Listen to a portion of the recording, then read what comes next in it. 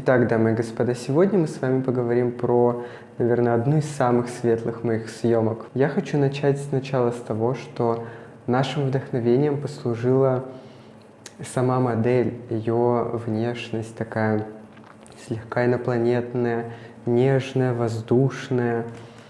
Собственно, такие образы мы и подготовили. Я люблю стилизовать и подбирать образы именно, чтобы они сначала подходили человеку, чтобы понимать, как с ним больше работать, какой стиль ему больше подходит, а потом в дальнейшем, возможно, уже как-то более экспериментировать, решаться на какие-то вещи. Но в первых съемках либо нужно супер-мега подобрать какие-то либо запасные варианты, либо то, что именно подойдет человеку, либо то, что ты видишь именно на человека твоим взглядом. Поэтому мы решили подобрать такие нежные, светлые образы. У нас будет два образа.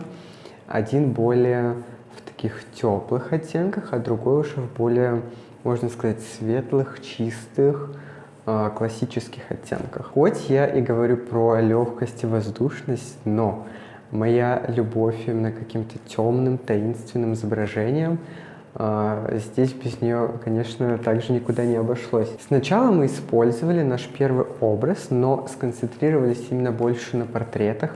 И так как у нас был красивый дневной свет, я решил, что это хорошая возможность именно сделать четкие, красивые, сочные, но при этом таинственные портреты. Из освещения здесь было только, собственно, окно. Свет от окна, был яркий солнечный день, и мы использовали большое овальное зеркало и отражали им луч солнца, который попадал именно на лицо модели. Получается у нас такой объем контрастов. Задний фон становился более темный, хоть это была и серая обычная белая комната, но из-за того, что именно сконцентрированный пучок света падал именно на лицо, все остальное становилось темным. Поэтому у нас получился такой, можно сказать, как двойной контраст, яркий свет и темное заднее пространство. С зеркалом очень хорошо работать именно как с отражающей поверхностью, потому что оно не пользуется именно как отражатель, который просто даст определенный блик, либо просто маленький источник света. Оно полностью заберет свет, который оно получает, и отразит его в нужном месте, в нужном направлении. И из-за этого, допустим, когда свисают волосы, получается такой же жесткий свет, разные линии на лице, на волосах, на глазах, создает определенную текстуру, и все это вливается в такую, можно сказать, драматичную картинку. Также я решил показать в некоторых кадрах именно портреты нашего самого образа, добавить более такой светлости. Поэтому я не использовал, именно убрал зеркало, и вся картинка просто стала более мягкой, светлой, и из-за того, что у нас сам объект более светлый, воздушный, можно сказать, он дает такую больше экспозиции, и вся картинка становится более светлой. Солнце, которое светило, оно было не таким жестким и контрастным, поэтому можно было, допустим, добавить какой-то блик на глаз, именно отражающий поверхностью. Какую-то часть зеркала просто прикрываешь, и тот же самый свет, который светил жестким светом, он, допустим, упадет на глаз, и будет красивый блик. После этого дневной свет уже служил более, можно сказать, заполняющим светом теней, который именно отражался от самой комнаты. Более светлое такое пространство. Я использовал два источника света, которые просто стояли по бокам, можно сказать, как горизонтально. Такие два столба, которые спускались вниз и отражались именно от стен. И это не давало такую жесткую картинку, оно давало все такое более мягкое. В первом образе мы хотели показать именно красоту модели, именно сконцентрироваться на ее внешности, на таком более простом образе. Но мы подобрали такой пончо, которое также добавило, можно сказать, интересности в кадр.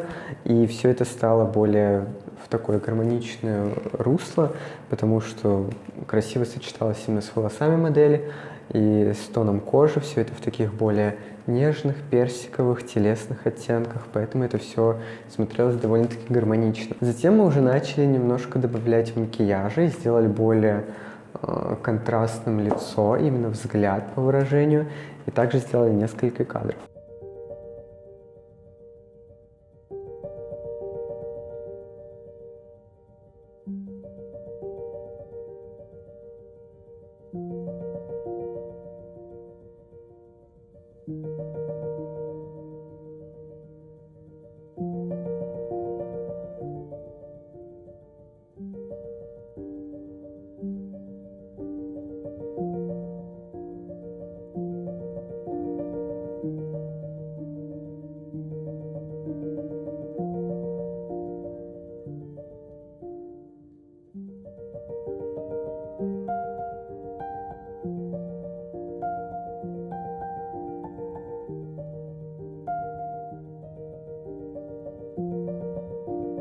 Затем, уже после того, как мы знаем, как работать с человеком в плане именно, как на него ложится свет, потому что у каждого человека определенное лицо, особенности кожи и все остальное. Когда ты уже допустим, в первое время, когда ты снимаешь, ты уже понимаешь, как, что будет работать с этим человеком.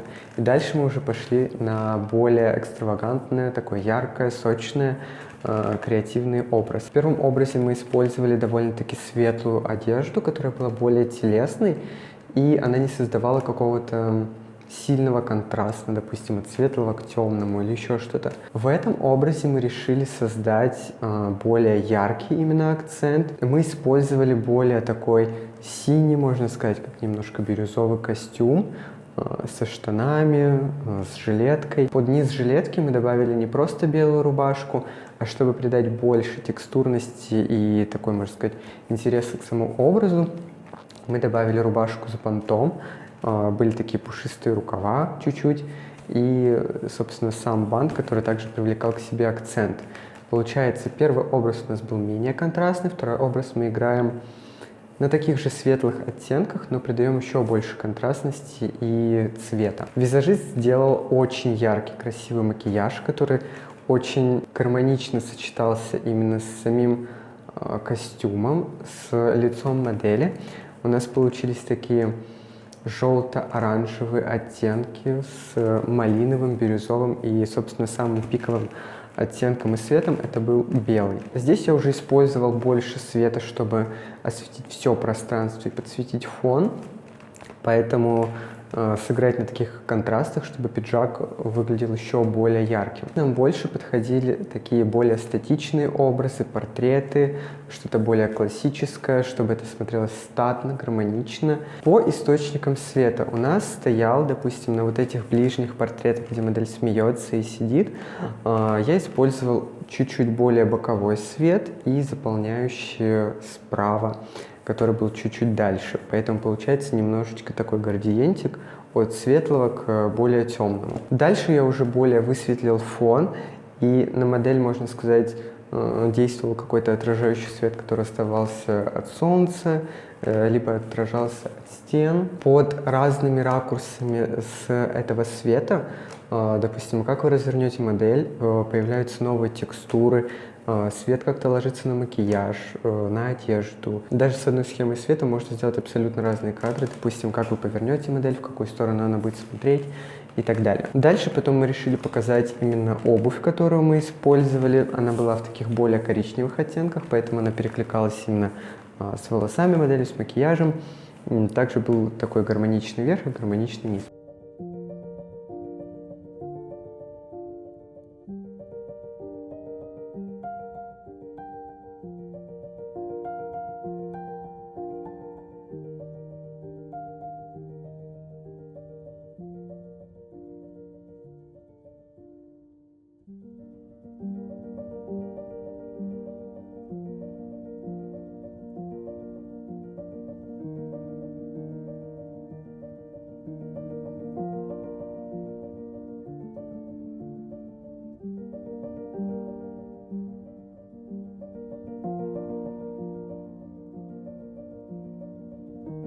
Поэтому у нас получились два таких интересных образа, которые, можно сказать, немножко перекликаются друг с другом именно по такому плавному переходу от теплого к более холодному, но при этом все это не слишком контрастно и сочетается с самой моделью. Спасибо за просмотр. Больше работы вы сможете найти в Инстаграме. Спасибо людям, которые поддерживают нас на Патреоне. И увидимся с вами в следующих роликах и новых образах.